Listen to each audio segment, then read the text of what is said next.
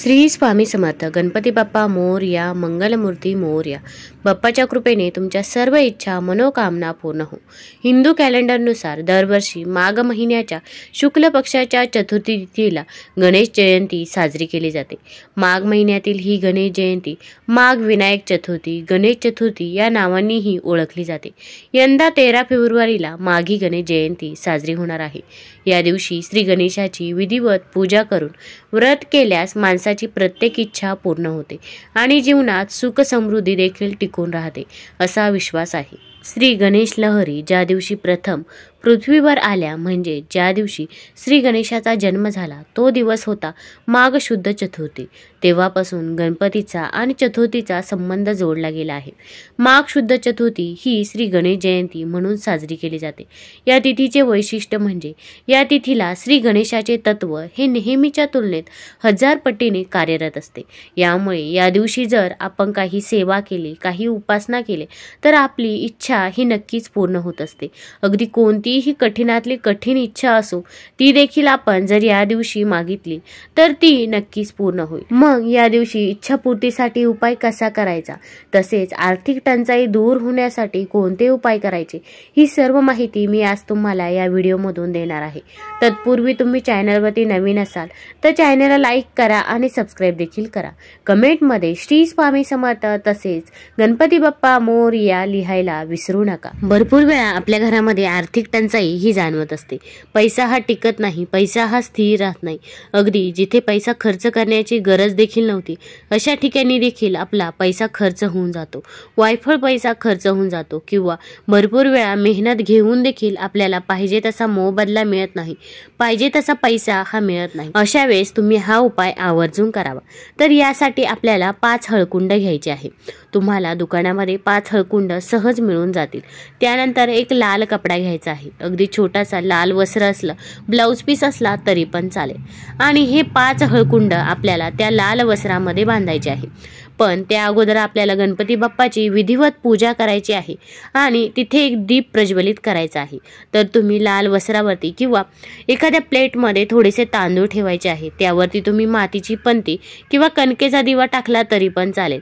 त्यामध्ये तिळाचे तेल किंवा मोहरीचे तेल टाकायचं आहे. ते नसेल तर तुम्ही शुद्ध तेल टाकलं तरी पण चालेल आणि तो दिवा प्रज्वलित करायचा आहे. दिव्यामध्ये थोडीशी हळद देखील टाकायची आहे. हळद ही माता लक्ष्मीला आकर्षित करत असते. तसेच दिव्याला देखील हळदी कुंकू अर्पण करायचं आहे आणि मगच आपण हा उपाय करायला घ्यायचा आहे.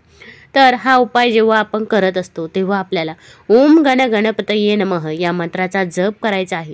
मग तुम्ही 108 वेळा देखील या मंत्राचा जप करू शकता. तुम्हाला जर हा मंत्र म्हणणे शक्य नसेल तर तुम्ही मोबाईलवरती लावून देऊ शकता आणि त्याचे श्रवण देखील करू शकता.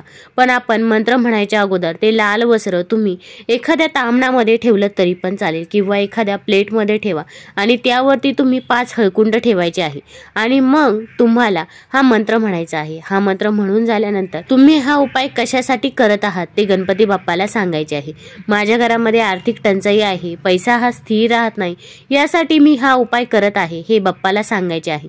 आणि नंतर तुम्ही त्या लाल वस्त्रामध्ये ते हळकुंड बांधायचे आहे आणि ही जी काही पोटली आहे ती आपल्याला बाप्पाजवळ तिथेच ठेवायची आहे. माघी गणेश जयंतीच्या दिवशी पूर्ण दिवसभर तुम्ही तिथेच ठेवायचे आहे. तसेच संध्याकाळी देखील तिथेच ठेवायचे आहे. दुसऱ्या दिवशी आपल्याला ही पोटली उचलायची आहे आणि तुमची जिथे पण तिजोरी आहे तिथे आपल्याला ही पोटली ठेवायची आहे. तुम्ही जिथे पण पैसा ठेवत असाल, मग जरी तुम्ही डब्यामध्ये पैसा ठेवत असाल तर त्या डब्यामध्ये देखील ही पोटली तुम्ही ठेवू शकता की ज्यामुळे आपल्या घरामध्ये पैसा यायला सुरुवात होईल व जो काही पैसा आलेला आहे तो देखील स्थिर राहील. आता हा अगदी साधा आणि सोपा उपाय झाला. तर ज्यांना हा उपाय करणे शक्य नाही तर त्यांनी दुसरा उपाय करायचा आहे. तर हा दुसरा उपाय करण्यासाठी आपल्याला 5 लवंग घ्यायचे आहे आणि 1 सुपारी घ्यायची आहे.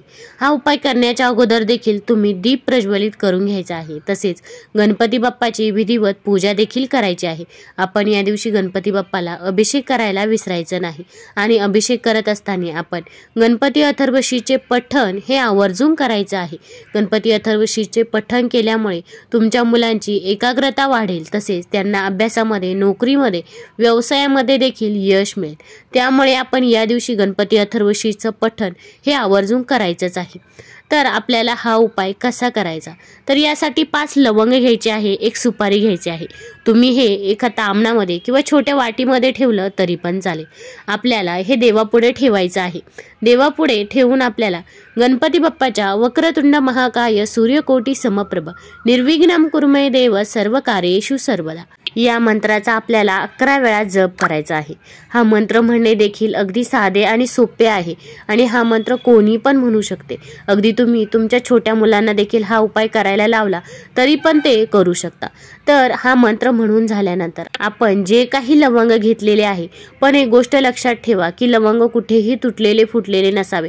साबूत लवंग आपल्याला घ्यायचे आहे, त्याला पुढे फूल देखील पाहिजे असे लवंग तुम्ही घेताना घ्यायचे आहे. नंतर ते लवंग आणि सुपारी तिथे बाप्पाजवळ ठेवायचं आहे आणि दुसऱ्या दिवशी आपल्याला हे उचलायचं आहे. मग तुमच्या मुलांची जर प्रगती होत नसेल तर तुम्ही मुलांच्या खिशामध्ये हे लवंग ठेवायला द्यायचे आहे किंवा तुम्ही व्यवसायाच्या ठिकाणी तुमचा जिथे गल्ला आहे त्या गल्ल्यामध्ये देखील तुम्ही हे 5 लवंग ठेवू शकता. यामुळे पैसा देखील स्थिर राहील आणि जर मुलांची प्रगती होत नसेल तर मुलांची प्रगती होण्यास देखील जे काही अडचणी अडथळे येत असतील तर ते देखील दूर होतील. आणि तुम्हाला या 2 ठिकाणी ठेवणे शक्य नसेल तर तुम्ही तिजोरीमध्ये देखील ठेवू शकता, जेणेकरून आपल्या घरामध्ये आलेला पैसा हा स्थिर राहील, कुठेही पैसा वायफळ खर्च होणार नाही. तसेच आपण जी मेहनत घेत आहोत त्याचा मोबदला देखील मिळेल. ज्यांचा व्यवसाय आहे त्यांनी व्यवसायाच्या ठिकाणी आवर्जून असे 5 लवंग ठेवावे, यामुळे आपली व्यवसायामध्ये नक्कीच प्रगती होईल. तसेच जर नोकरी मिळत नसेल, प्रमोशन मिळत नसेल तर तुम्ही ते खिशामध्ये लवंग हे कायमस्वरूपी राहून द्यायचे आहे. जेव्हा परत पुन्हा अंगारकी योग येईल तेव्हा आपल्याला हे लवंग बदलवायचे आहे आणि परत आपल्याला अशाच पद्धतीने लवंग हे ठेवायचे आहे. तसेच आपण जी सुपारी घेतली होती ती सुपारी देखील श्री गणेशाचे स्वरूप मानून आपल्याला देव्हाऱ्यामध्ये कायमस्वरूपी ठेवायची आहे. तुम्ही या दिवशी गणपती बाप्पाला दुर्वा अर्पण करायला विसरायचं नाही. तुम्ही 21 दुर्वा ही गणपती बाप्पाला आवर्जून अर्पण करावे. यामुळे तुमची जी काही इच्छा आहे, अगदी कठीणातली कठीण कोणतीही इच्छा असो ती देखील पूर्ण होईल. तसेच गणपती बाप्पाला जास्वंदीचे फूल हे अत्यंत प्रिय आहे, त्यामुळे या दिवशी जास्वंदीचे फूल देखील अर्पण करायचे आहे. जास्वंदीचे फूल मिळाले नाही तर तुम्ही लाल रंगाचे दुसरे कोणतेही फूल बाप्पाला नक्कीच अर्पण करू शकता. या दिवशी तुळस चुकूनही आपल्याला पूजेमध्ये घ्यायची नाही, याची तुम्ही काळजी घ्यायची आहे. तुम्हाला जर हा व्हिडिओ आवडला असेल तर चॅनलला लाईक करा आणि सबस्क्राईब देखील करा. कमेंटमध्ये श्री स्वामी समर्थ तसेच गणपती बाप्पा मोरया लिहायला विसरू नका. धन्यवाद.